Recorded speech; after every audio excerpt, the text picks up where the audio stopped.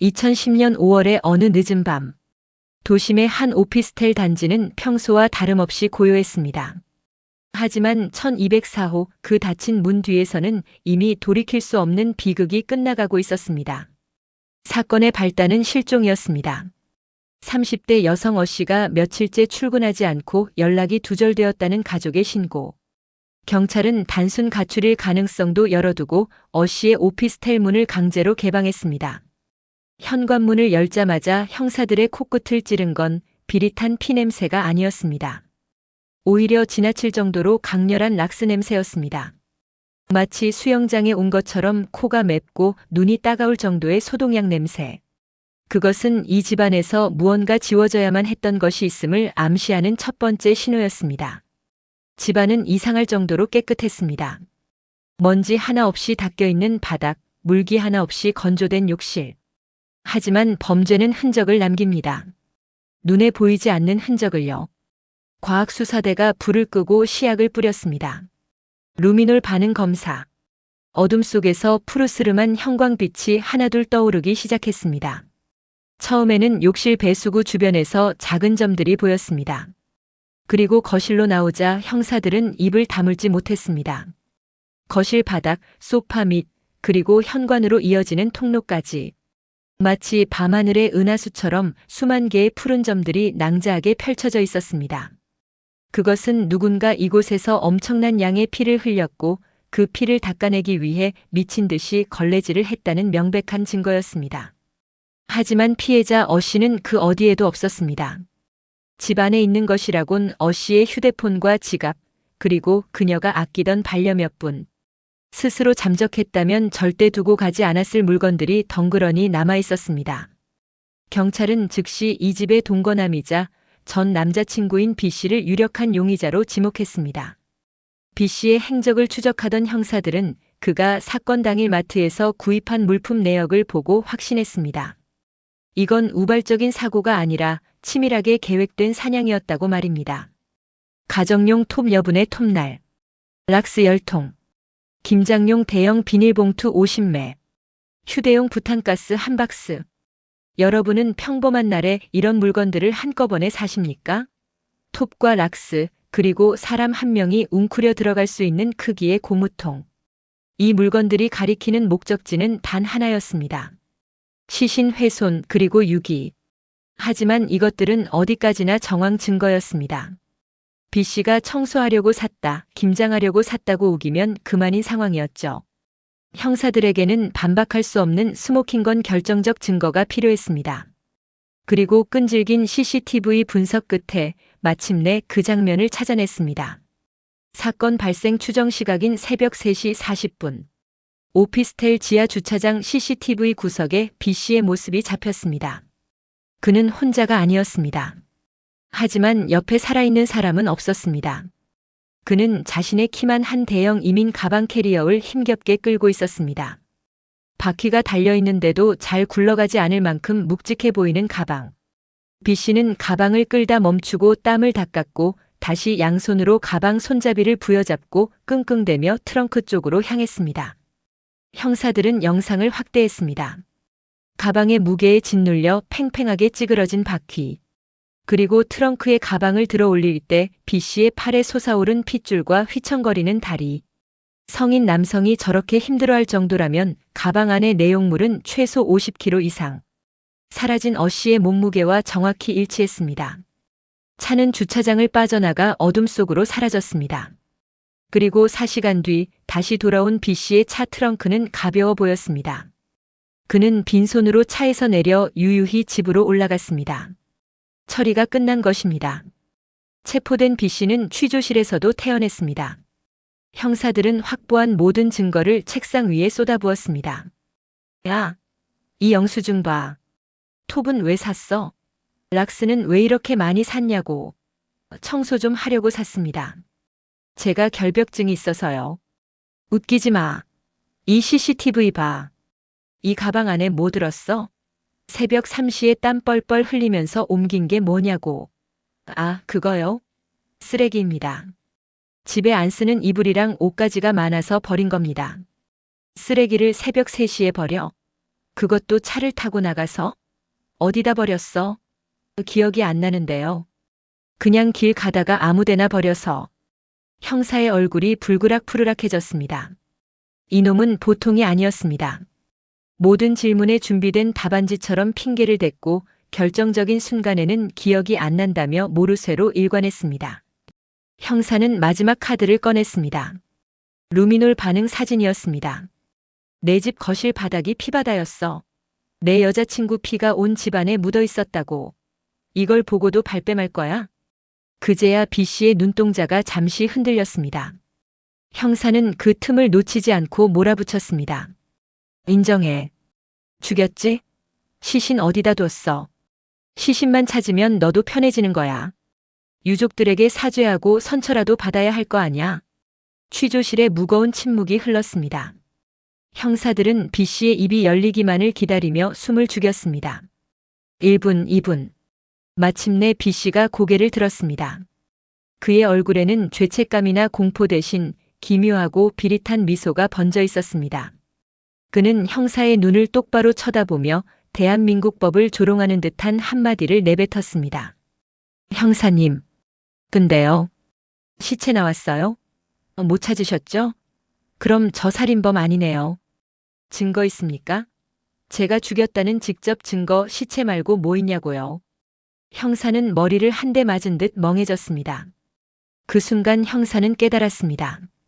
이놈은 단순히 증거를 없앤 게 아니라 법의 맹점을 정확히 알고 이용하고 있다는 것을. 시신이 없으면 부검을 할 수 없고 부검이 없으면 사인을 밝힐 수 없으며 사인을 모르면 살인을 입증하기 어렵다는 사실을 말입니다. 그날 밤 취조실의 공기는 차가웠지만 B씨의 눈빛은 악마처럼 뜨거웠습니다. 그는 알고 있었습니다. 자신이 이 게임에서 이길 수도 있다는 것을. 취조실의 공기가 순식간에 바뀌었습니다. 시체 못 찾으셨죠? 라는 B씨의 도발. 그것은 단순한 객기가 아니었습니다. 형사들은 직감했습니다. 이놈은 지금 법을 가지고 놀고 있다고. 형사가 책상을 쾅 내려치며 소리쳤습니다. 장난해? 내 차 트렁크에서 피해자 혈흔 나왔어. 내가 산 톱이랑 락스, 그게 다 증거야. 시신 없어도 넌 살인죄로 무기징역이야. 형사의 호통에도 B씨는 눈 하나 깜짝하지 않았습니다. 오히려 한숨을 푹 쉬더니 마치 선심 쓰듯 입을 열었습니다. 그가 내뱉은 말은 형사들이 예상했던 자백과는 전혀 다른 치밀하게 계산된 시나리오였습니다. 형사님, 인정할게요. 그날 여자친구가 죽은 건 맞습니다. 형사들의 눈이 번쩍 뜨였습니다. 드디어 자백인가? 녹화 버튼을 확인했습니다. 하지만 B씨의 다음 말은 그 기대를 산산조각 냈습니다. 그런데요. 제가 죽인 건 아닙니다. 그날 밤에 다퉜어요. 여자친구가 저한테 소리를 지르면서 달려들길래 제가 그만하라고 살짝 밀쳤거든요. 근데 운이 없게도 뒤로 넘어지면서 탁자 모서리에 머리를 찧은 겁니다. 숨을 안 쉬더라고요. 너무 무서웠습니다. 신고하면 제가 죽였다고 오해받을까봐. 겁이 나서 그만. 시신을 유기한 겁니다. 네, 톱이랑 락스 산 거 맞아요. 하지만 살인 증거가 아니라 시신 유기 증거일 뿐이잖아요. 들으셨습니까? 이것이 바로 악마의 궤변 상해치사 주장입니다. B씨는 지금 아주 위험한 도박을 하고 있는 게 아닙니다. 확률 100%의 게임을 하고 있는 겁니다. 대한민국 형법상 사람을 고의로 죽인 살인죄와 실수로 죽게 한 치사죄는 하늘과 땅 차이입니다. 살인은 최소 징역 5년에서 무기징역, 사형까지 가능하지만 치사는 길어야 징역 3년 합의만 잘하면 집행유예로 풀려날 수도 있습니다. 문제는 시신이 없다는 겁니다. 시신이 있어야 부검을 해서 목을 졸랐는지, 칼로 찔렀는지, 아니면 진짜 넘어져서 죽었는지를 밝혀낼 수 있습니다. 그런데 B씨가 시신을 완벽하게 없애버렸기 때문에 밀쳤는데 죽었다는 그의 주장을 과학적으로 반박할 방법이 사라진 겁니다. 수사팀은 비상이 걸렸습니다. 거짓말입니다. 톱을 미리 샀다는 건 계획적인 살인이라는 증거 아닙니까? 하지만 피의자는 화장실 수리하려고 샀다고 우기고 있어. 직접적인 살해 도구로 썼다는 물증이 없어. B씨는 이 모든 걸 알고 있었습니다. 그가 새벽 3시에 땀을 뻘뻘 흘리며 시신을 옮기고 락스로 온 집안을 닦아낸 진짜 이유. 단순히 범행을 숨기기 위해서가 아니었습니다. 죽음의 원인을 영구미제로 만들어 살인죄를 피하기 위한 고도로 계산된 전략이었던 겁니다. 검찰은 B씨를 살인죄로 기소했습니다. 피고인의 주장은 거짓이다. 혈흔의 비산 형태와 범행 도구 구입 내역을 볼 때 이것은 잔혹한 계획살인이다. 검사는 사형을 구형하며 배수진을 쳤습니다. 하지만 법정에서 B씨의 변호인은 아주 차분하게 반론했습니다. 존경하는 재판장님, 검찰의 주장은 추측일 뿐입니다.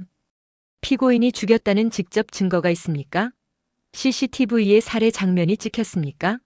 시신에서 흉터라도 발견됐습니까? 대한민국 헌법은 의심스러울 때는 피고인의 이익으로라고 말합니다. 증거 없이 살인범으로 몰아가는 건 마녀사냥입니다.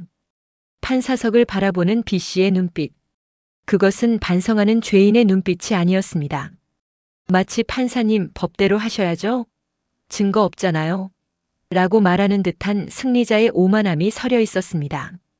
과연 법원은 눈에 보이는 진실과 눈에 보이지 않는 증거 사이에서 어떤 선택을 내렸을까요? 판결의 순간 법정 안의 모든 사람들은 자신의 귀를 의심해야 했습니다. 선고 공판 당일 법정의 공기는 무거웠습니다. 검찰은 치밀하게 계획된 살인이라며 무기징역을 구형했습니다. 반면 변호인은 예기치 못한 사고였을 뿐 살인의 고의는 없었다며 선처를 호소했죠. 모든 것은 재판장의 입에 달려 있었습니다. 방청석의 유가족들은 숨조차 쉬지 못하고 재판장을 바라봤습니다.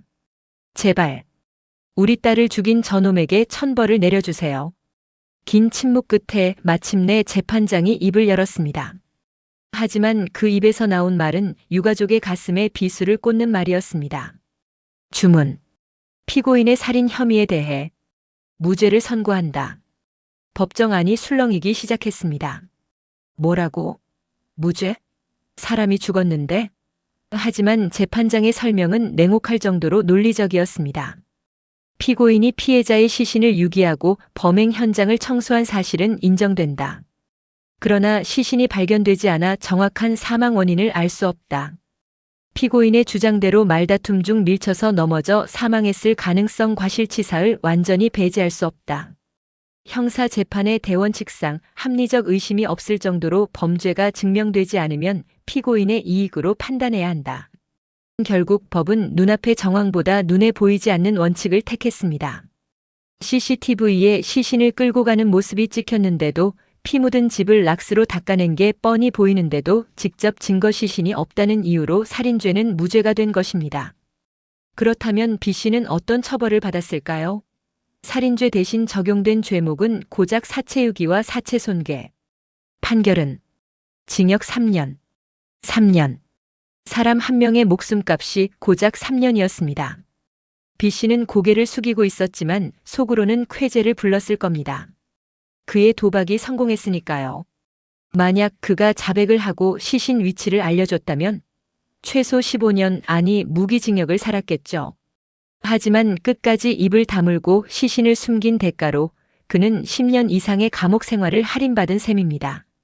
그에게 시신 유기는 범죄가 아니라 가장 현명한 감형 전략이었습니다.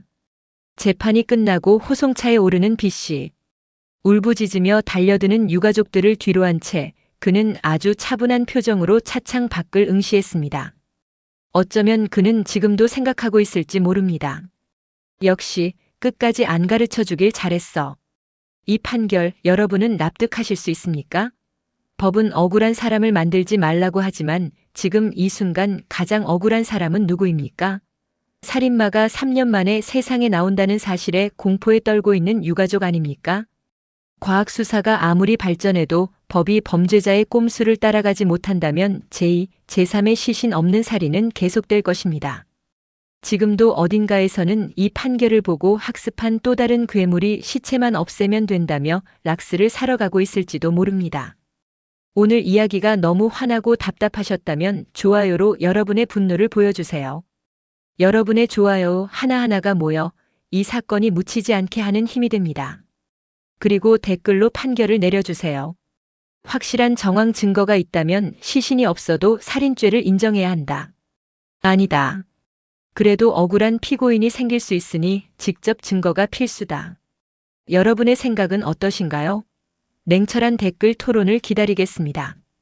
세상의 모든 억울함이 풀리는 그날까지 양양 뉴스 속보는 계속 추적하겠습니다. 구독과 알림 설정 잊지 마세요. 감사합니다.